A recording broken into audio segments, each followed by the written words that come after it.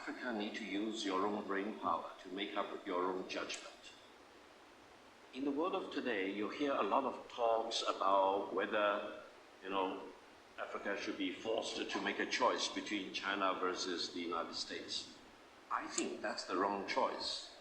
The real choice for Africa, as well as for the rest of mankind, is whether the United States is doing the right thing or is doing the wrong thing, or whether China is doing the right thing or doing the wrong thing. If the United States is doing the right thing, work with the United States. But if the United States is doing the wrong thing, why should you bother about working with the United States or following its leadership? Similarly, if China is doing the right thing, why don't you want to work with China? It means African countries, people in Africa, need to use your own brain power to make a decision first, whether this country or that country is doing the right thing or the wrong thing. Don't be forced by any other country to make a choice. Hello guys, this Chinese man you see in this clip is giving Africa choice. He's giving Africa, he's throwing two choices for Africa, and he's trying to, and the people listen to him and think like he's making sense. But I disagree completely that it's not making sense, because he's giving Africa two choices. He's telling Africa they should choose between United States and China. You know what I mean? He's giving us this option, and he's trying to polish it in a way that it sounds reasonable. But for me, I don't buy that idea that he should tell Africa to choose between China and America. You know what I mean? And we know that America and China are two superpowers, and no one should deny that. But I don't think before China got to where they are, that's if somebody comes to tell them, pass the same message to them, they will listen to them. If somebody come and tell China that time, for instance, or Chinese that time, for instance, they should make, China, you should make really choice between America, United States of America, and Britain, or United Kingdom. You should make a choice. Pick one of them, or just evaluate them and look at any of them that might be helpful or beneficial for you guys, So I think it's not good to talk to Africa in this manner. Like, I know you're advising Africa, but I don't think Africa need an advice from anyone. It's not. We don't need people telling us what to do or how we're gonna make some choices. What if Africa said, "No, we don't need these two choices. We don't need China. We don't need the United States." We're gonna find our own solution to our problem. Is anything wrong with that?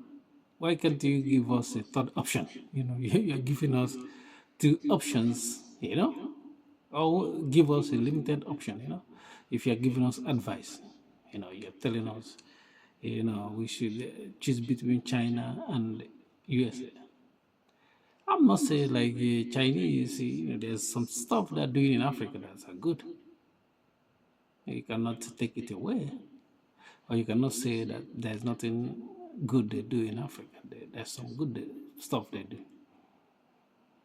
The same thing in the United States. You cannot say like, oh, everything the United States does in Africa bad. No, they do some good stuff in Africa. You know what I mean? But we don't need people. We don't need people to be like based on what they do, or that benefit Africa and as well as benefit them, because all this good stuff they're doing is not like they're doing it as a charity. The Chinese, the good stuff they're doing in Africa is not, they're not doing it as a charity, like, oh, we want just to do this for you guys and we don't get anything in return. It's not what they do. It's not even what the United States does in Africa. Everything they're doing in Africa, they want to see something in return. They want to get something in return, because that's how it works. But it's not bad, it's not wrong to get something in return. But what is bad is when these two great powers he mentions becomes so selfish, and you want all.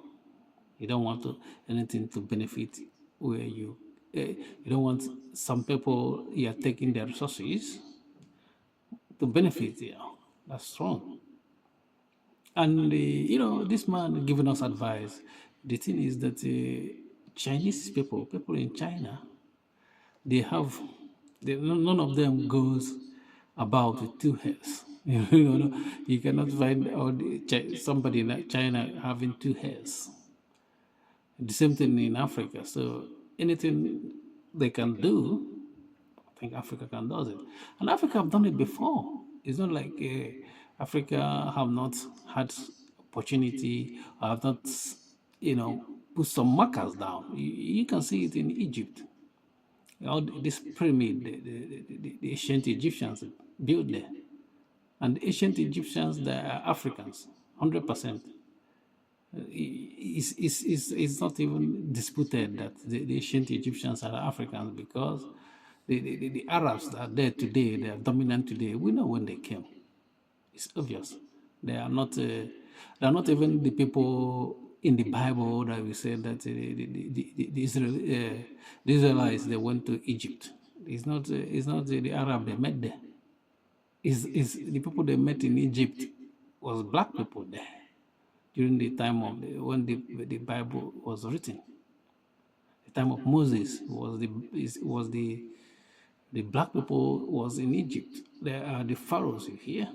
Those people, the Arabs there today are colonizers, and they came. I'm not gonna say like it's a sad situation, because if the black people in Egypt will build this pyramid with with how sophisticated this pyramid is, and some people from the Arab invader just came and gradually dominate them.